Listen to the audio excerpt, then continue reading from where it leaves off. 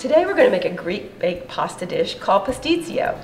When I was studying abroad in Greece, I absolutely fell in love with this dish. And Mom's come up with her own simple version because she loves me. I do. Now, for those of you who don't know what pastitsio is, it's like lasagna except better. It's a layer of pasta followed by a layer of meat sauce, followed by more pasta, and then topped with a creamy bechamel sauce. And a little bit of cheese thrown in there for good measure. Good. So let's get started. Yes. This meat sauce starts off with either ground lamb or ground beef. I like to make it with ground lamb because that's Sharon's favorite. But today all I could get was the ground beef, so that's what we're going to make it with. Once this is fully browned, it's time to add the spices. We have oregano, hot red pepper flakes for a little heat, and my favorite is the ground cinnamon, which gives it the classic Greek flavor. In addition to the spices, I'm also going to add some minced garlic. At this point, it's time to add the tomatoes. It's a couple cans of crushed tomatoes and a little bit of tomato sauce. And you're going to need to add a little bit of water to thin it. You don't want too gloppy a sauce. You can add water, but of course I always have a little red wine hanging out in my kitchen. So I'm going to add a little bit of wine to thin the sauce. This is going to simmer. It doesn't need to simmer long. It's a rich sauce, so it only needs about 20 minutes. We start our bechamel with some butter and garlic. I like adding the garlic along with the butter because it keeps the garlic from burning. If you add it too late, it starts to burn.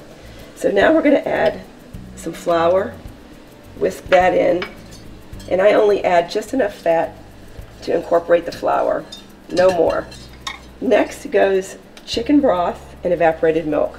I like using evaporated milk because it's rich like cream or half and half with a lot less calories and fat. And I cut it with chicken broth.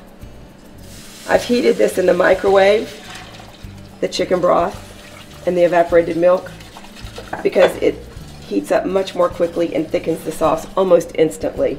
Now that our sauce is thickened, it's time to season it. I'm going to start with a little bit of nutmeg, grated nutmeg. Another one of those warm spices that I like a lot. And then just a pinch of salt, a few grinds of pepper, and then a flavoring I really like that adds another flavor dimension to the white sauce, and that is some Parmesan cheese. Our white sauce is done, and in fact, so is our red sauce. Now it's time to assemble the pastitsio. Now that our bechamel sauce is done, we're going to whisk in a couple of eggs. This adds richness and body. Okay, so we've got our bechamel and our sauce. How do we put this together? Well, I've got a pound of cooked penne here. I'm going to flavor this pasta with a little bit of that sauce.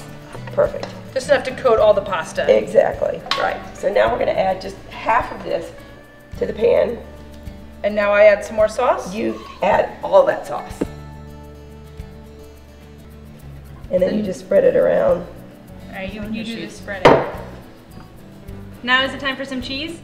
Can you smell all that cinnamon and nutmeg? Oh, it smells so wintry and warm. The other half of the pasta goes on. You spread that out again. Yep.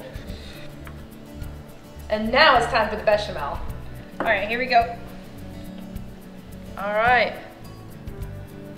Get all that goodness. Creamy goodness.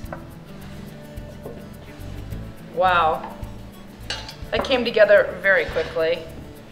Okay, so now that we've assembled the pastitsio, what do we do next? We're going to bake it in a 425-degree oven for 30 minutes. But first, we're going to cover it with a sheet of foil. Oh, okay. All right, all set.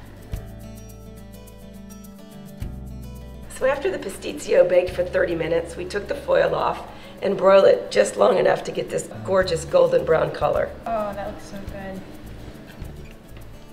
Oh my gosh, I just love this dish. It's so much better than lasagna. Thanks for watching, and we'll see you next week. For more recipes and videos, head over to 3minutecooks.com.